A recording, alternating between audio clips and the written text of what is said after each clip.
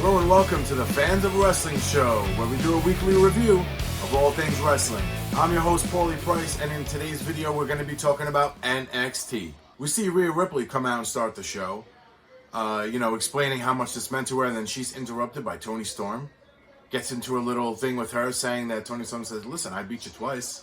Who says I can't do it again? And then Io Shirai comes out and points at the title and says, that's mine. And then we saw Bianca Belair come out and said, no. I'm EST. Then Candice LeRae comes out, and then Rhea Ripley's like, oh, let me guess, you want a shot too. The NXT UK champion, Kaylee Ray, comes out. Now we have all these women in the ring. Turns out William Regal says, you know what? You want to talk smack? Why don't you have it out in a tag match? So we had a 6-woman tag match. So the first match was Rhea Ripley, Toni Storm, and Candice LeRae versus Kaylee Ray, Io Shirai, and Bianca Belair. Now this match went about 8 minutes. It was a really fun match. There's so many rivalries between all these women that, anything could happen even on each team's side. Just the entertainment value for this one was really good. I liked how they started the show as a promo, and then everybody interrupted, and then it became a match.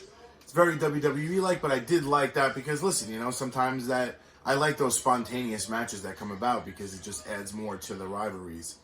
And in this match, we saw a lot of things happen, but the outcome of the match, we saw Rhea Ripley get the pin over Bianca Belair and get the win for her team. Me, I'm going to rate this match a 4 out of 5. I'm combining the whole beginning of the match plus the match for its whole value.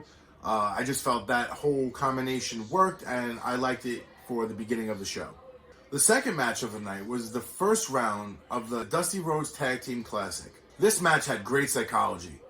The rivalry that these guys have been dealing with and the story that they've been telling over the past few weeks have been great. One of the things I really loved about the match was the drama and the hits, man. They were hard hitting in this match, and I really thought it added a lot of value to this match. This was a 7-minute match, and I thought that, being it was the first round, it really had a lot of excitement for me. Fabian Eichner and Martel Bartel, those guys just really can put on a good show, as well as Cutler and Blake. For me, I'm going to rate this match a 5 out of 5.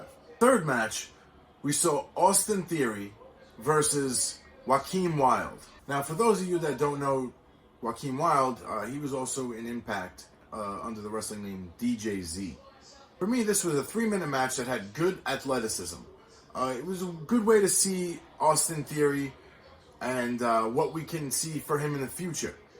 I think that he could definitely be a dominant force there in NXT. So, only time will tell. This was a short match, so I really can't give it a high rating, so I'm going to give it a 3 out of 5. The fourth match of the night was the first round of the Dusty Rhodes Tag Team Classics, and it was with the Undisputed versus Gallus. Now, Gallus is on NXT UK, which we're going to see in the upcoming weeks, NXT Collides, which I can't wait for. This match was a great storyteller. These guys went back and forth. Adam Cole was by ringside with the Undisputed, as usual, and he was a big factor. He got involved frequently in this match. In fact, Adam Cole was the decider of this match because he was able to get a forearm in, which helped the Undisputed get the win. I'm going to give the Undisputed Era match a 5 out of 5. I thought it was a great storyteller. The drama with Adam Cole getting involved and helping them win the match, just setting them forward, just gave a great story. And Gallus having their tag team match coming up at Blackpool 2, it gave them more focus to get ahead in that and not have to worry about the Dusty Tag Team Classics. After this, you see Johnny Gargano gets in the ring, followed by Finn Balor coming out and interrupting him and challenging him at the next NXT TakeOver in Portland. That I cannot wait for. I feel like that match is definitely going to be something, could be the match of the year. The fifth match of the night was Mia Yim versus Kaden Carter. This was a good match. It was just basically for Mia Yim to get back on the map, try to get that win, which she did. And I just can't wait for Mia Yim to get back on the grind and get in that title reign. I would love to see Mia Yim versus Rhea Ripley. That would be a really good match. And it could be a really good storyline down the road. For me, I'm going to rate this match 3 out of 5. The two competitors did an amazing job. And then we're going to finish it off with the main event, which was a fatal 4-way match for the #1 contendership. all I can say is this match was spectacular.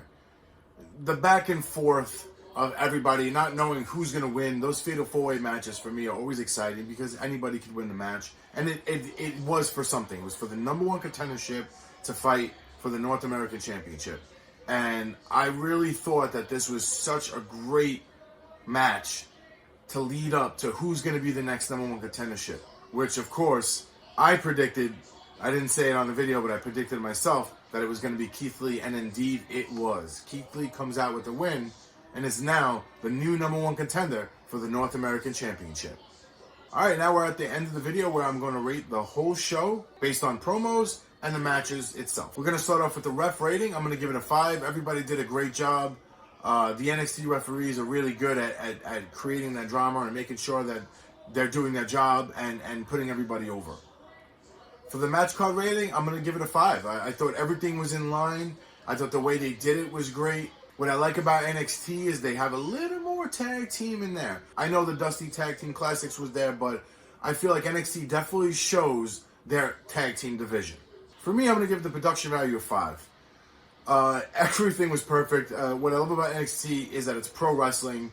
They don't stick to the drama. They stick to the wrestling. And it's probably why it's one of my top shows to watch. The commentary team, Mauro, Beth, Nigel. I mean, Nigel is by far, I know everybody loves Mauro and he's great, but I was watching NXT before Mauro got in there, and Nigel was my favorite. I watch NXT UK, and I love Nigel. The guy knows what he's talking about. He can make you feel what is going on inside that ring like you're in that ring. And I just feel like that is such a thing that is needed for the commentary. That's why I like Samoa Joe. I feel like a wrestler should be at the commentary table because you need them, or you need her to paint that picture. So I also like that Beth's on commentary because she was a competitor once and she can give you that angle from the women's aspect. And for the overall show rating, I'm going to give it a 5. It was a great show. Starting off with the Dusty Tag Team Classics, both of those matches were extraordinary. The single matches in between were great. And the segment with Finn Balor and Johnny Gargano is just the beginning of that story, and I cannot wait to see that unfold. Alright, thank you so much for watching the video. I'd like to remind everybody, if you have any comments or anything, or if you don't like my reviews or anything, I really don't care, to be honest with you. And because all I'm going to tell you at the end of the day, what do I know? I'm just a fan.